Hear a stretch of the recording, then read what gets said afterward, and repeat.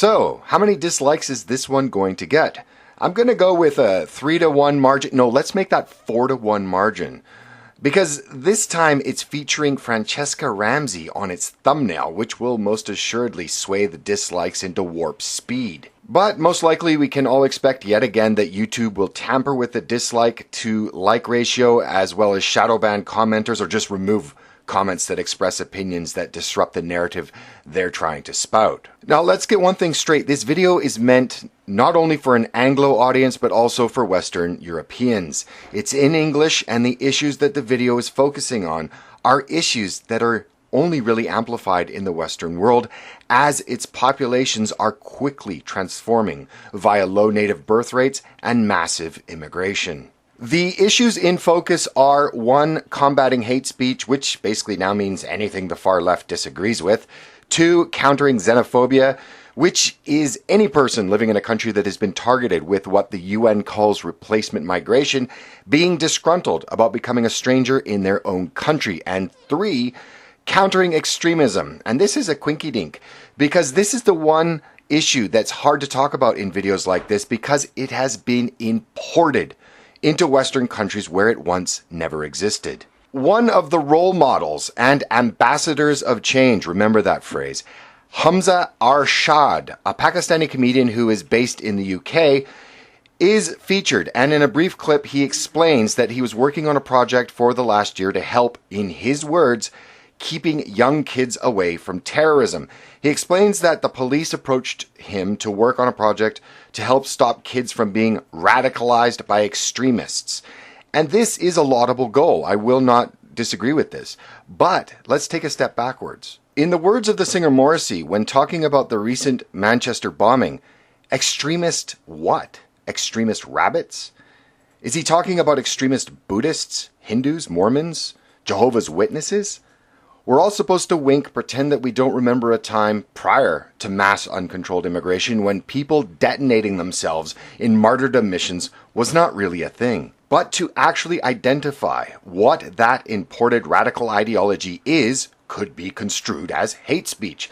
So I'll just wink at you, the viewer, and we can all pretend that the normalization of these and similar acts is just part and parcel of living in a Western country now. And we're told all we can really do now is overlay our profile pictures on social media with flags, hold candlelight vigils, and not look back in anger. Because actually talking about the reasons and consequences would not only be xenophobia, but as I said, most likely hate speech. The video rounds out the values that it's trying to inculcate its viewers with, to simply make the case for greater tolerance and empathy toward others. Again, both of these are laudable goals, but let's be honest, they're only now needed within countries that have been targeted and racked by hyperdiversity. Fighting xenophobia, extremism, and promoting tolerance and empathy is not discussed or needed to be discussed in countries like Japan, South Korea, Taiwan, Hong Kong, Vietnam, Thailand, and Papua New Guinea, for example, for reasons I think we all know and understand. No matter how much our media, academia, and political class attempt to delude and bamboozle their populations, diversity always leads to fractured societies that eventually break down. Some with peaceful separations of the groups, such was the Velvet Revolution between the Czech Republic and Slovakia, but more likely in extreme violence. Such was the case with the expulsion of Germans from Eastern Europe after the Second World War, the great population exchanges between India and Pakistan, Yugoslavia, Rwanda, and the genocidal flare-ups in Indonesia every couple decades, as well as the ongoing festering sore that is Chechnya, to name just a few. Diversity plus proximity in almost all circumstances leads to conflict and thus necessitates propaganda campaigns like this YouTube video caked in the flatulence of moral and virtue posturing.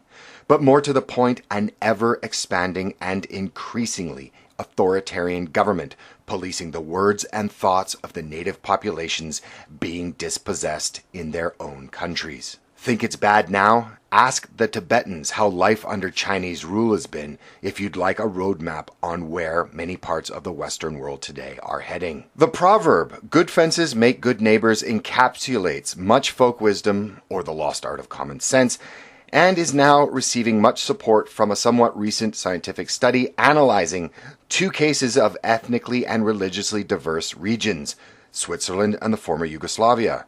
Basically, according to the study, if boundaries between different groups don't exist, rules will be transgressed sooner or later. For example, New York, Rotherham, Madrid, Nice, Berlin, London, Paris, and a host of others. Consequently, conflict can be escalated due to such violations.